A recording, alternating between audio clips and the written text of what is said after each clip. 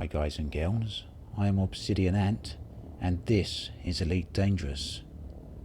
I'm currently out here many hundreds of light years away from Earth and I'm making my way to the NGC 7822 Nebula, which you can see right there in front of me as a cluster of stars.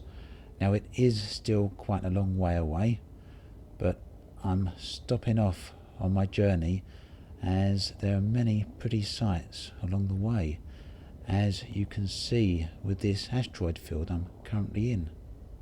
In my opinion, there are a number of variables that make for very nice asteroid fields, and one of them has to be the addition of mist, or rather I should say dust, and that can come in a number of colours. The one in particular is this rather nice mucky brown colour that is apparent in the rocky asteroid fields like here, and they can change in colour as you move around the field from the rather darker brown to the more brownish white, and they make it a curious place to look, especially against a backdrop of a gas giant like this one. The system I'm in now is particularly interesting as it has a few standout planets that I'm quite interested in taking a closer look at. One of the rarer planet types found out here are the Earth-like and water-based planets, and this is actually a water planet right here, although it's actually shown up as an icy planet. Now I've done a scan, so that was a bit of an assumption on my part based on what I was seeing on the system map. Now the system map did show it as being very blue, and it didn't have any land masses, and it did seem to have some clouds, and looking at it appearing here, it does seem to actually be just as it shows on the system map, but it certainly isn't what you'd see as the typical ice planets on the system map, which are usually white with the cracks in them. So yeah, here we've got a planet that looks very much like an Earth-like planet, but without any landmass, and it does have some polar caps as well. So I suspect it's potentially a mislabel on the game's behalf, and that this should possibly be a water world, but quite possible I'm wrong on that count. Either way, it's a very nice looking planet.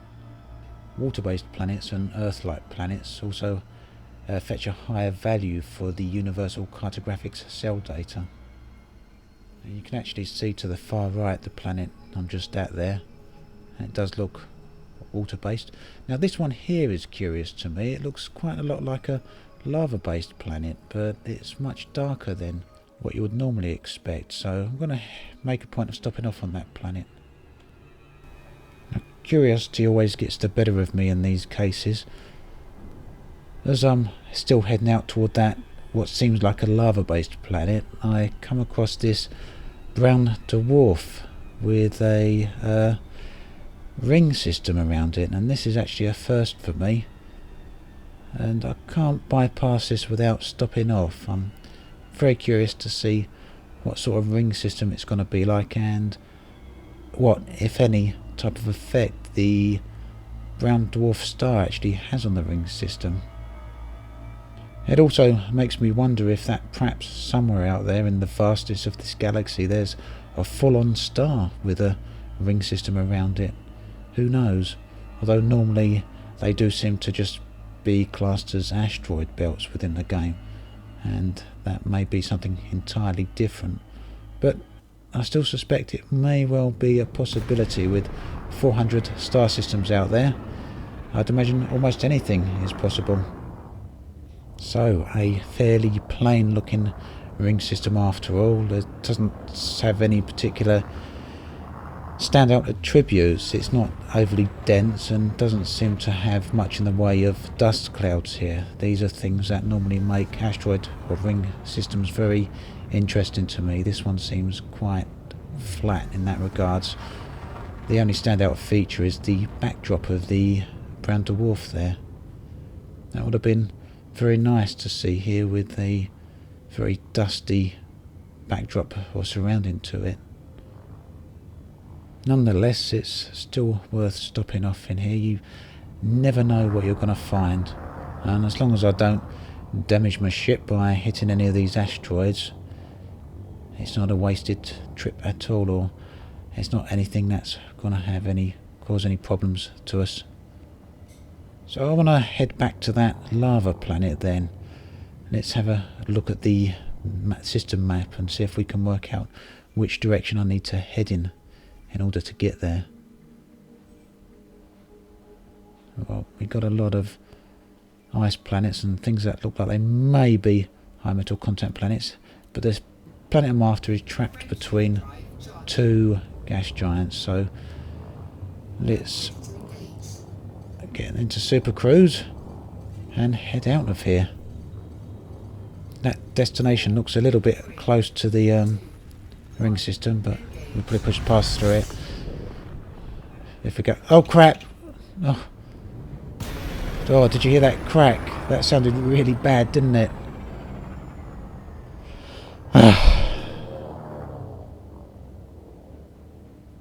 Right, let's see what damage we've done. That was a bit silly, to be honest, wasn't it? The canopy's still intact, but we have got some cracks.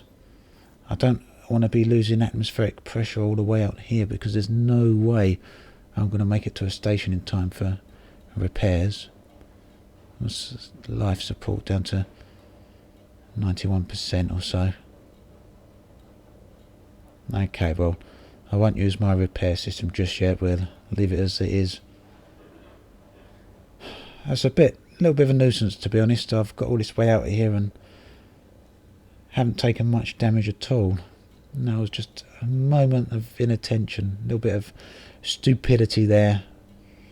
Got me messed up. Anyway, let's move onwards anyway. I'm just trying to avoid doing anything like that again. All in the name of science and exploration, no problem. Now, there is always one hurdle when exploring a system.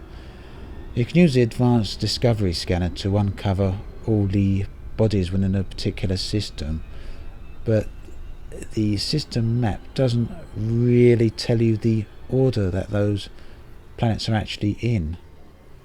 Or rather, should I say, the system map doesn't show you your current location in regards to those planetary bodies. For that, you'd need an orrery map or something like that.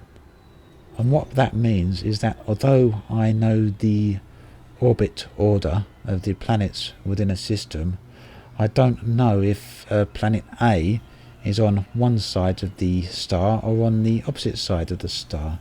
So in some cases, if my current location is at planet A, for example, and I want to get to planet B, it's possible that planet B is round the complete opposite side of the star, and therefore planet C may be closer to me. So using the navigation pane, I can't just make the assumption that the planet I want to go to is based on the distance from my current location, because obviously the planets can be anywhere in their orbit cycle, and there's no way of determining that information from the current system map. We would need a map like the orrery maps that were shown in the concept art during early alpha stages of the game, and I'll put a link to those maps actually in the description below, because they're very nice pieces of work and they're worth taking a look at, and hopefully one day Frontier will drop something out like that for us. Now, I was busy talking there, but I don't know if you noticed that the detailed surface scanner actually classed this planet as a rocky ice planet. Now, I made the assumption, again another assumption, on the system map that this was going to be some form of lava planet due to the redness of it, but it's clearly not that, and the detailed scanner says it's not that. But I also don't see any chunks of ice down there, although it's quite possible that those ice are below the surface. However, there is clearly some lava down there, as you can see out my front window right there. But then again, who's to say why there should be any one form of geology across an entire planet? Again, it does make me wonder whether it's a case that there's some issues with the labelling going on in the game, but either way, this is an interesting planet to me because it's the first one of this type I've come across. So this proves that there are certainly plenty of variations in the planet types out there to take a look at. It's just a case of getting out there and finding them. Now, talking of variations in planets, there is one other planet that I want to show you that I came across on my way to NGC 7822 Nebula, and that is this, what I would have called an Earth-like planet, but which the game is calling a water world. And it actually has a huge amount of land masses on it, with some rather small oceans when compared to what we have on Earth. In fact, it's coming quite close to being almost the exact opposite of what we have on Earth. Earth is roughly 2/3 water and 1/3 land mass. I'd say this is coming close to 3/4 perhaps of land mass and 1/4 water. So pretty much just huge lakes rather than oceans. All these variations in planets are going to make for some very, very, very interesting tours when we can actually get down there and fly over the surface of these planets. You can see there's some plateaus and mountain areas there. So there is still some high landscape there, but tons and tons of land masses. Well, we are getting closer to the NGC 7822 Nebula.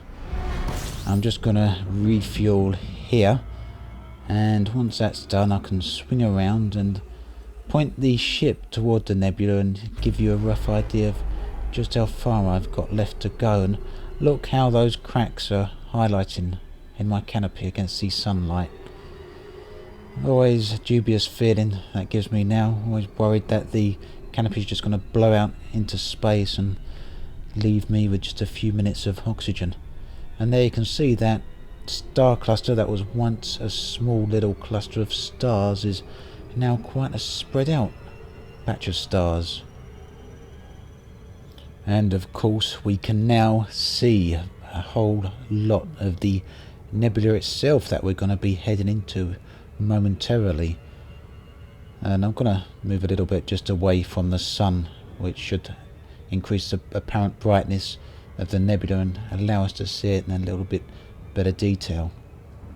As we can see, it appears that there are some very tightly packed stars in that cluster, and I think that's going to make for some very interesting viewing indeed. So here we go. This is the final jump into the nebula itself. On the other side of this jump, the galaxy should look very different indeed.